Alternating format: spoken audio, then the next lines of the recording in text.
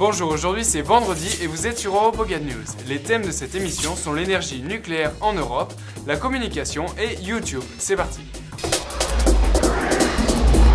Cette semaine au Parlement, c'est le nucléaire qui était au centre des débats, et plus particulièrement Euratom, le traité sur l'énergie atomique de l'Union européenne, inchangé depuis sa création il y a 50 ans, en même temps que le traité de Rome.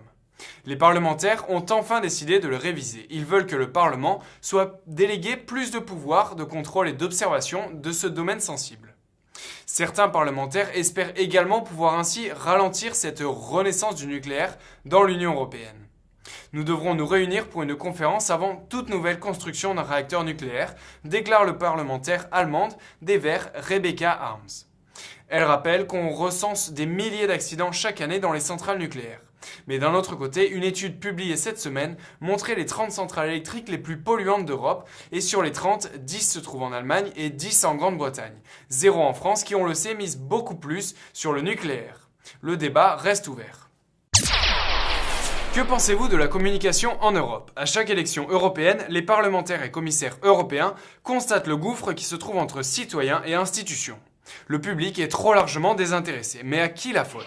Ça fait des années que Bruxelles cherche des solutions, mais en sortant de la conférence de mardi sur la politique de communication de l'Union européenne, le parlementaire espagnol Luis Herrero Tejedor ne pouvait que constater que rien n'a changé en 9 ans.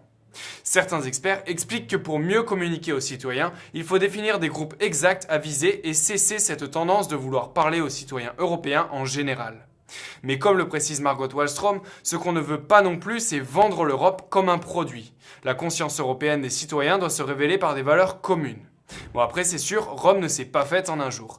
Et petit à petit, si on en parle sans forcément vouloir promouvoir l'Europe, les gens s'intéresseront forcément. Ce qui compte avant tout, c'est que les citoyens se sentent libres et informés de ce qu'il se passe. C'est quoi pour vous le plus dur pour arrêter de fumer? Le réflexe de sortir une cigarette en buvant un café, le manque en nicotine, le fait de ne pas savoir quoi faire de vos mains? Eh bien maintenant, grâce aux cigarettes électroniques, vous pouvez arrêter et continuer de fumer en même temps. L'entreprise SBT a conçu des cigarettes qui marchent à pile. Elles émettent de la fumée de vapeur et envoient des doses de nicotine dans les poumons en moins de 10 secondes. C'est comme fumer, mais pour de faux. Le coût, 208 $.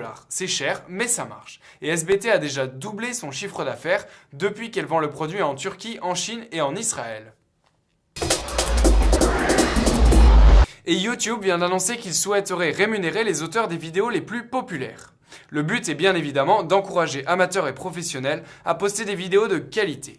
Du coup, oui, vous pourrez bientôt devenir riche grâce à la vidéo de votre plus grosse vôtre en vélo. Tout simplement. En fait, c'est déjà possible grâce à des sites comme Metacafé qui payent 5 $ pour 1000 diffusions de votre vidéo. Imaginez des vidéos comme celle de Lonely Girl 15, Smoosh ou Reneto qui atteignaient les millions de visites. 5000 $ la vidéo. YouTube n'a pas encore annoncé comment il comptait rémunérer les auteurs des vidéos, mais les responsables ont déjà pris contact avec une trentaine de personnes et studios privés concernés.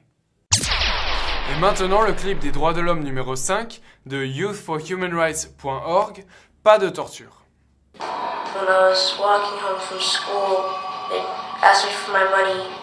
I said no. And all my friends ran home because they were scared he might punch them too.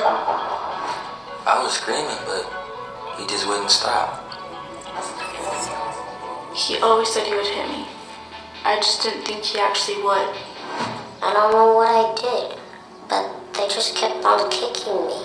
They tied me up and dragged me outside. They stripped me of my dignity. She said she was going to teach me a lesson. He said I wasn't listening. I didn't think he'd get so mad.